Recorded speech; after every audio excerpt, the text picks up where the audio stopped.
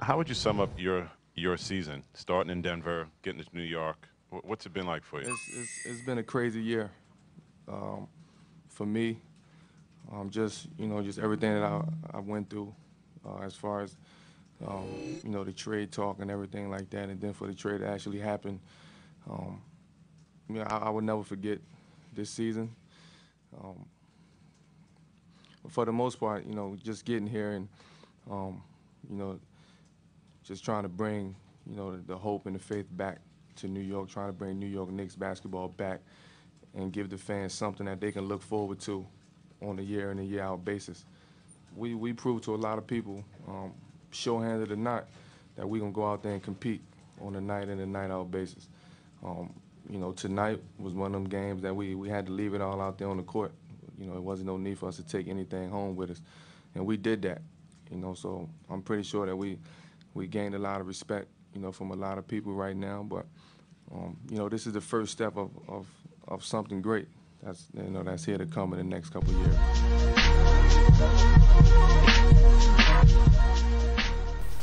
This is the BX Baller. What's up, YouTube?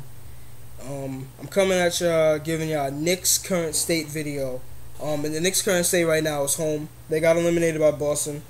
I'm gonna give you a brief preview of from February to the playoffs, into the playoffs, and then to their future.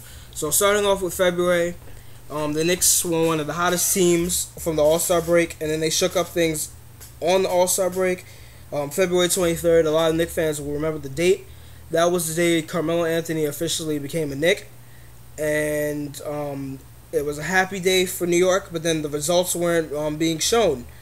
A lack of chemistry, a lack of experience with being with the players.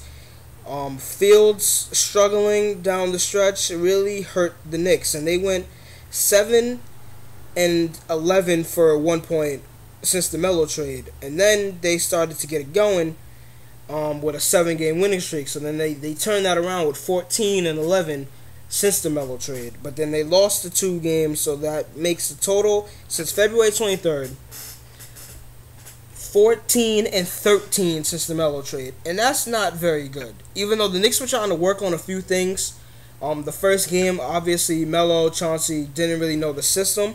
They were the only 2 Nuggets to play for the Knicks that first game against the Bucks, and everything was looking pretty well. And then they faced the Heat for the first time.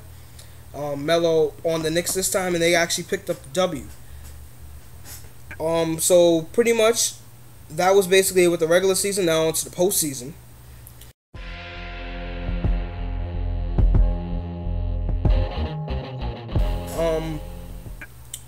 The Knicks got the 6th seed. They finished 6th. They were down to the 7th seed. I would have rather them have to face the 7th to be 7th seed, so they could have faced the Heat. But then they ended up being 6th seed, and they faced the Celtics. And for games 1 through 2, Amari Stoudemire was on fire in game 1. Melo was he was iffy. Game 2 came, even though the Knicks lost. Game 2 came. Sorry. Carmelo Anthony was on fire. Amari Stoudemire barely played because he had back spasms.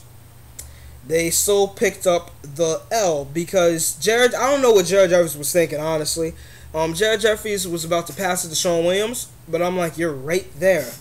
Lay it up. If you lay it up, you might get fouled by Kevin Garnett. And the worst, you might get blocked. At least that's not bad than losing the ball or something. At least not a turnover. Tried to pass the ball, Kevin Garnett stole it. That was the end of game 2. Celtics won. Game 3, you would expect the Knicks to come out with a sense of urgency, especially since Amari Stoudemire tried to give it his all in Game 3, even though the back spasms were really lingering. But it really didn't work. I don't really want to talk about Game 3. It was horrible, disappointing. Rondo had a triple-double. Not so good. Game 4, you would have thought the Knicks came out with a sense of more urgency since it's a win or go home situation. But they picked up the loss because the first half wasn't so good. The second half, they tried to come back, and when you come back from a big deficit, like 21 or 23, unless you're the Blazers or something like that, you can't surmount the comeback. But so now I'm going to talk about the Knicks' future, even though they're home.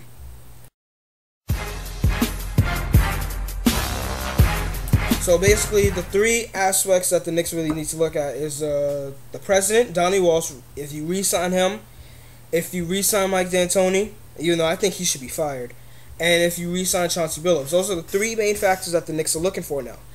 And Mike D'Antoni's system can only work so far because it takes you to the Western Conference Finals. What it did for him in Phoenix once.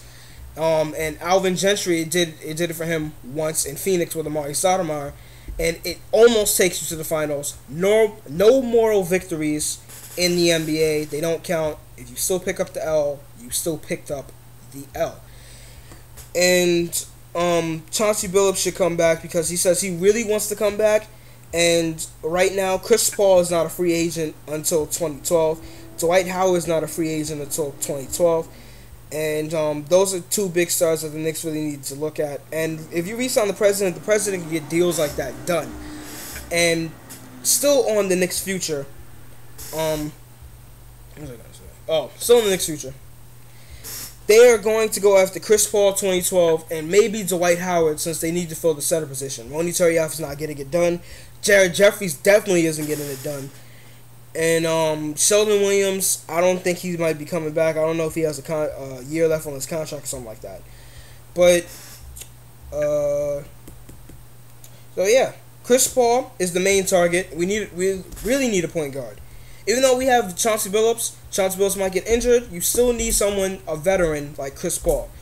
And also with Dwight Howard, you need a center. Ronny Turiaf is not getting it done. We need offensive rebounds. We need blocks. Even though we led the league in blocks, I think, or we were second in the league in blocks, something like that.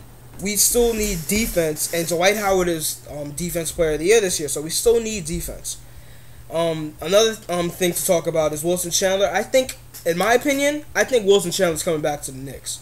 I think Donnie Walsh told them, we're going to trade you to Denver. I'm sorry to do it, but stay with Denver for like 22 games.